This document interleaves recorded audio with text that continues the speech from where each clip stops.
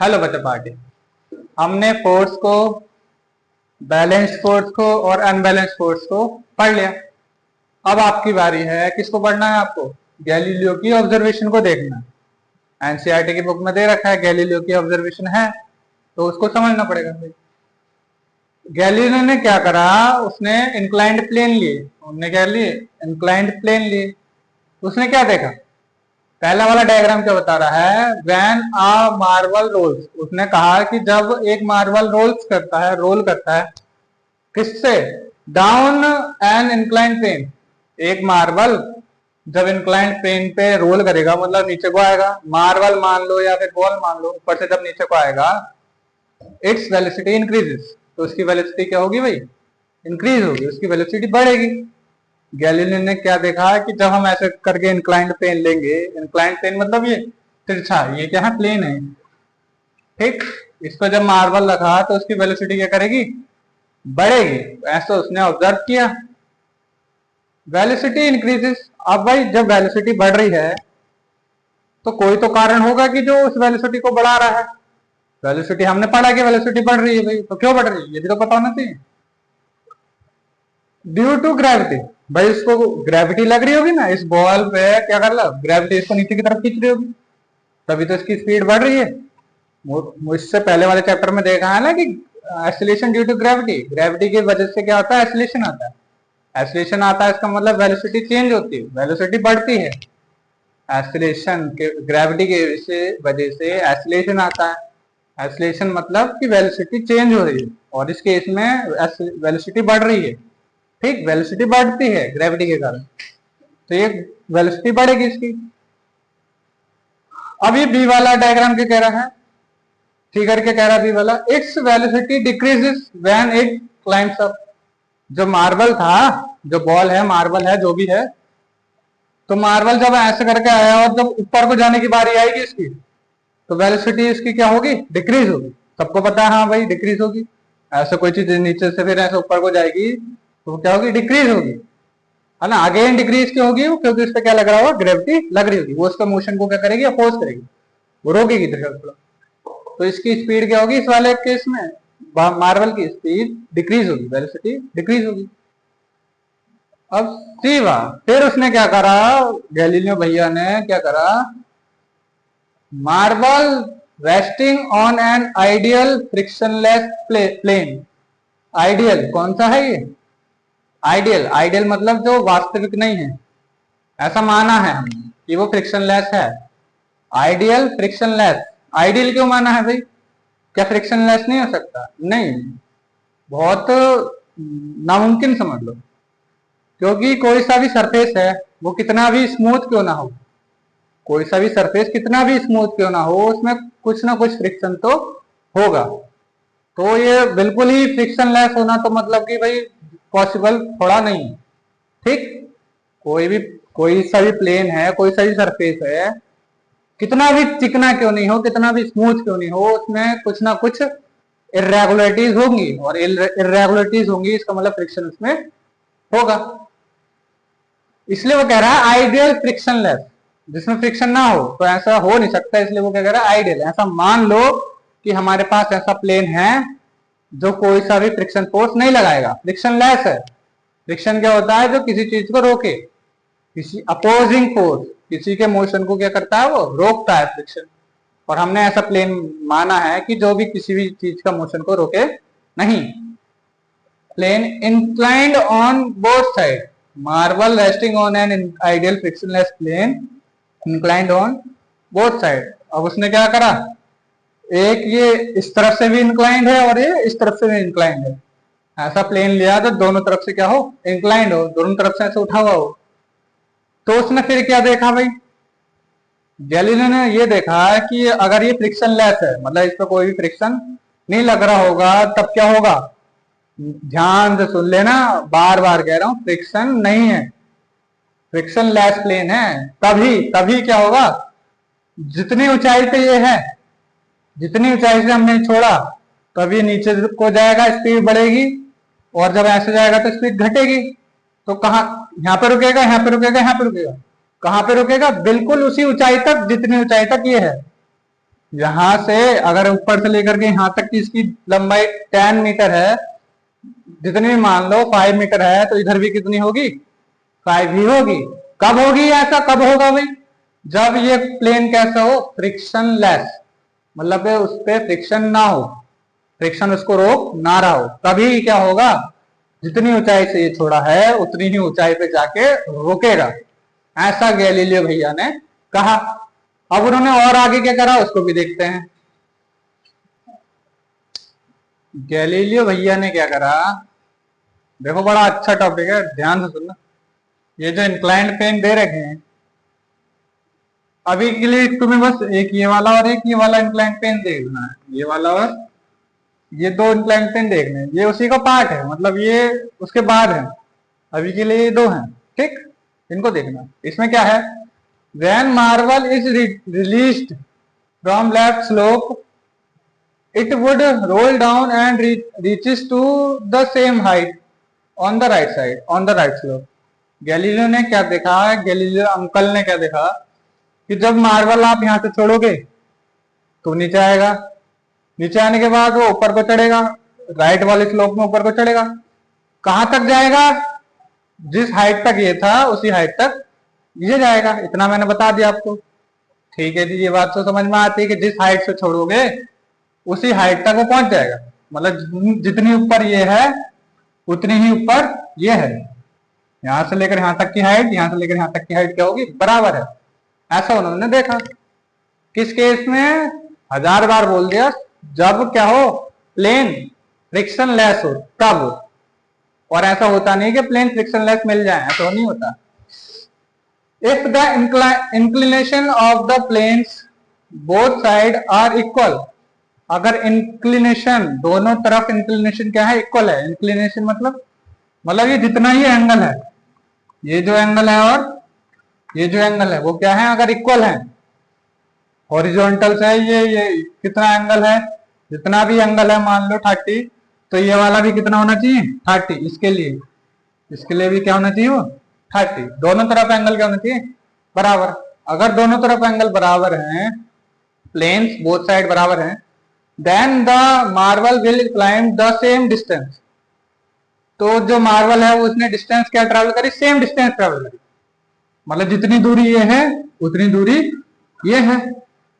Galileo ने ये देखा कि अगर हम मार्बल को छोड़ेंगे तो मार्बल उसी हाइट तक जाएगा, जिस हाइट पे मार्बल से जिस हाइट से छोड़ोगे उसी हाइट तक जाएगा, ठीक? अब हमने क्या करा? हमने इन दोनों को क्या करा? एंगल को बराबर ले लिया, इंक्लिनेशन वाले एंगल को बराबर ले लिया। अब जब हम यहां से छोड़ेंगे, अगर एंगल ऑफ इंक्लिनेशन बराबर है, इसका मतलब जो ये डिस्टेंस है वही क्या आई? ये डिस्टेंस है, क्योंकि एंगल बराबर है, ठीक है? तो जितनी ये डिस्टेंस है उतनी ही ये डिस्टेंस आई, सेम डिस्टेंस आई, इस एंगल पे भी, इस इंक्लिनेशन पे भी और इस इंक्लिनेशन पे भी। अगर कोई पूछे कि इंक्लाइंड प्लेन पे सेम डिस्टेंस कब आएगी, तो तुमको क्या बनाना है कि तब दोनों तरफ क्या हो? एंगल क्या हो? दोनों तरफ बराबर हो, तभी ये वाली डिस्टेंस और ये वाली डिस्टेंस क्या होगी? बराबर होगी। और आगे क्या हुआ? If angle of inclination right side, inclination right side वाले में क्या करा उनने? डिक्रीज। क्या कर दे? थोड़ा एंगल को डिक्रीज कर दे।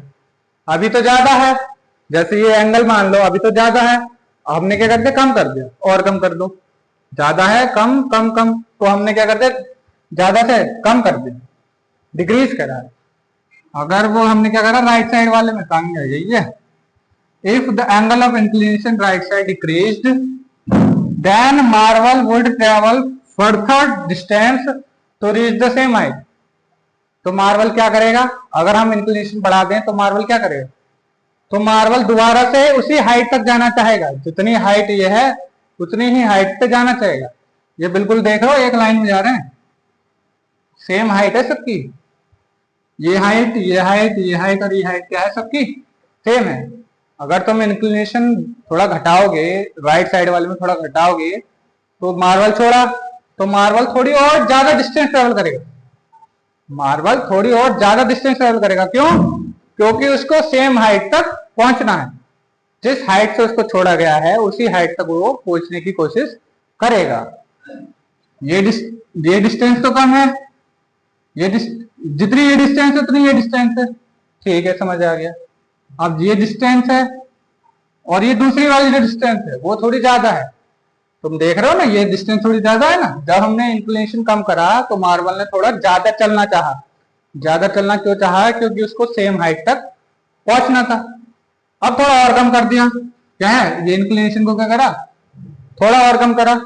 तो मार्बल ने क्या करा, वो उस हाइट तक पहुंचने के लिए थोड़ा और दूर तक चल गया। उस इंक्लिनेशन पे कहा गया, वो थोड़ी और दूर तक गया। क्यों दूर तक गया? क्योंकि उसको जितनी हाइट से छोड़ा गया है उतनी ही हाइट तक पहुंचना था। इसलिए मार्बल ने क्या करा, थोड़ा और आगे तक गया। भाई अभी तो कम डिस्टेंस थी, फिर और डिस्टेंस बढ़ गई, यहां से लेकर यहां तक, फिर और ज्यादा डिस्टेंस बढ़ गई। धीरे धीरे डिस्टेंस क्या कर रही, बढ़ रही। अगर ये फ्रिक्शन लेस प्लेन है तो धीरे धीरे एंगल कम कर रहे हैं, तो हमारे ये मार्बल डिस्टेंस क्या कर रहा है, ज्यादा दूर तक जा रहा है। क्यों जा रहा है? बार बार बोल दिया है कि हाइट अटेन करने के लिए, जिस हाइट से छोड़ा है उसी हाइट तक जाने के लिए वो ये काम कर रहा है। क्या हो अगर हम इस पूरे एंगल को क्या करते हैं, जीरो कर दें। जितना एंगल था उसको सबको क्या करते हैं, कम कम और बिल्कुल ही कम एंगल क्या करते हैं, बिल्कुल ही सटा दें, जीरो कर दें, हॉरिजॉन्टल मिला दें बिल्कुल। क्या हो, if angle of inclination right side वाले में डिक्रीज टू जीरो, क्या करते हैं, बिल्कुल इस एंगल को जीरो कर दे राइट साइड वाले में। Then the marble would continue to travel for ever trying to reach the same height. तब मार्बल क्या करेगा भाई, तब मार्बल क्या करेगा, वो कंटिन्यू मूव करेगा, वो आगे तक चलता ही रहेगा। Move for ever, for ever मतलब आगे तक चलता ही रहेगा। क्यों चलता रहेगा? क्योंकि उसको इस हाइट तक जाना था, वो पागल हो चुका है, अब उसको उस हाइट तक चाहिए। इस हाइट तक जाने के लिए अगर हम एंगल कम करा तो उसने डिस्टेंस ज्यादा बढ़ाई अपनी, और कम करा तो उसने और ज्यादा दूरी ट्रेवल करी, और कम करोगे तो वो और ज्यादा दूरी ट्रेवल करेगा, और कम करोगे तो वो और ज्यादा दूरी ट्रेवल करेगा, और बहुत ही कम कर दिया तो वो बहुत ज्यादा दूरी ट्रेवल करने की कोशिश करेगा ताकि वो सेम हाइट तक पहुंच जाए। लेकिन तुम खुद बताओ सोच के कि ऐसा प्रैक्टिकल लाइफ में होता है क्या, कि तुमने एक बॉल ऐसे फेंक के मारी, या तुम खुद भी स्लोप से आ रहे हो, चलते हुए, तुम क्या आगे तक पहुंचते रहोगे, आगे तक ही जाते रहोगे? ऐसा होता है क्या? नहीं ना, ऐसा नहीं होता। प्रैक्टिकल लाइफ में ऐसा नहीं होता। तो अब उसको देखते हैं कि प्रैक्टिकल लाइफ में ऐसा क्यों नहीं होता, क्या क्या फोर्सेस इस पे लगते हैं, इसको समझते हैं। प्रैक्टिकल सिचुएशन को देखते हैं, लेकिन उससे पहले ये देख लेते हैं कि जो गैलीलियो की ऑब्जर्वेशन था उसने पूरा सारांश क्या था, मतलब उसने क्या आखिरकार बताया। गैलीलियो ने क्या कहा, it does suggest that, Galileo ने सजेस्ट करा दैट अनबैलेंस्ड इस केस में कौन सा, external force is required to change the motion of the marble. भाई to change the motion of the marble, marble का मोशन अगर चेंज करना है तो हमें क्या करना पड़ेगा, external force, unbalance external force लगाना, मतलब एक्सटर्नल फोर्स लगाना है।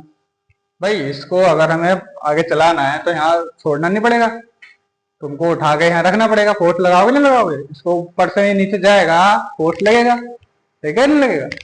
तो अनबैलेंस फोर्स लगेगा, एक्सटर्नल फोर्स जो हमने लगाया, हमने उठा के लगाया है और छोड़ा है।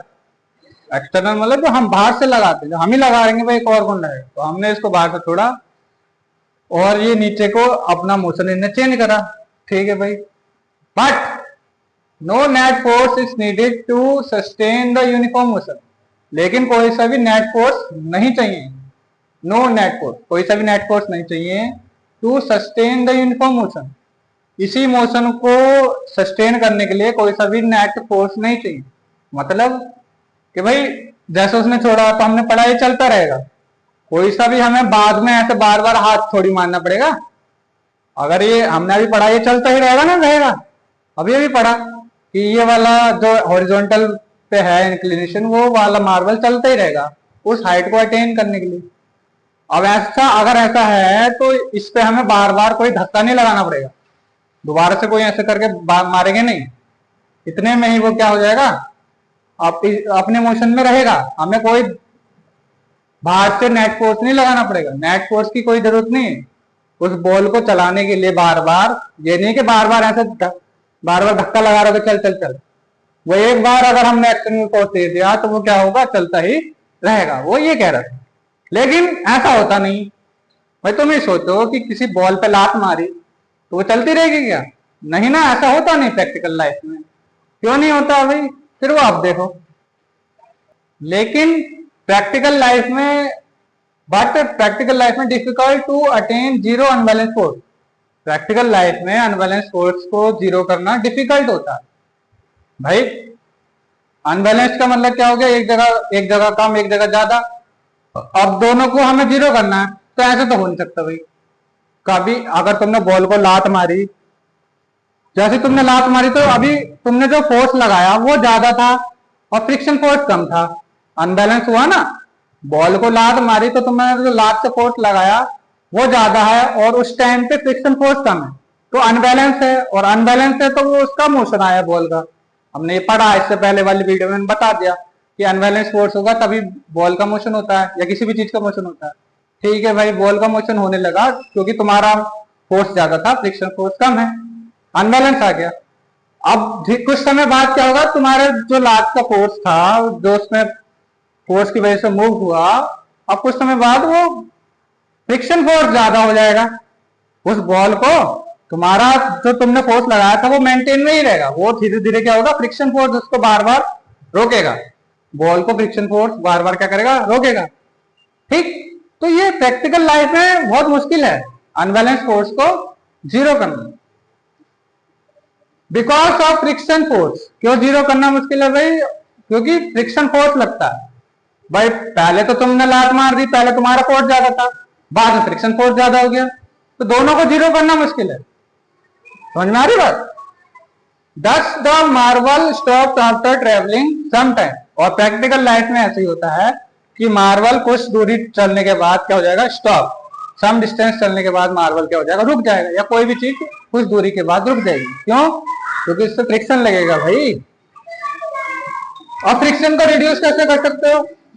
फ्रिक्शन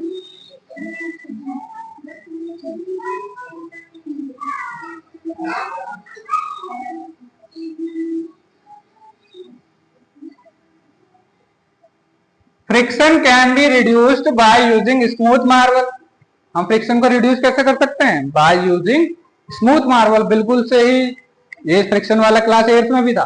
बिल्कुल से चिकने मार्बल ले आओ, स्मूथ मार्बल ले आओ और स्मूथ प्लेन ले आओ। दोनों चीज स्मूथ होनी चाहिए, जिस पे चलाओगे वो भी और जो चलाओगे वो भी, मार्बल भी और प्लेन भी। और क्या होना चाहिए? Providing a lubricant. और फिर मार्बल पे भी लुब्रिकेंट लगा दो और प्लेन पे भी लुब्रिकेंट लगा दो, तो क्या होगा, उसका फ्रिक्शन कम हो जाएगा। और फ्रिक्शन कम हो जाएगा तो अच्छे से वो क्या करेगा, मूव कर पाएगा। तो ये पूरी गैलीलियो की ऑब्जर्वेशन थी। इसमें हमने पढ़ा कि कोई बॉल को छोड़ गए और तो वो क्या करेगी, मार्बल क्या करेगा, उस हाइट को अटेन करेगा। उस हाइट को अटेन करने के लिए वो कितनी भी दूर चल सकता है, लेकिन ऐसा नहीं होता है। क्यों नहीं होता है? क्योंकि उससे फ्रिक्शन लगता है। अब इसके बाद जो है वो न्यूटन का लॉ दे रखे हैं, फर्स्ट सेकंड थर्ड, ये लॉ और पढ़ेंगे। तो हमारे साथ बने रहिए, तब तक के लिए बाय। इस वीडियो को लाइक कर दो और मिलते हैं अगली वीडियो में न्यूटन लॉ ऑफ मोशन।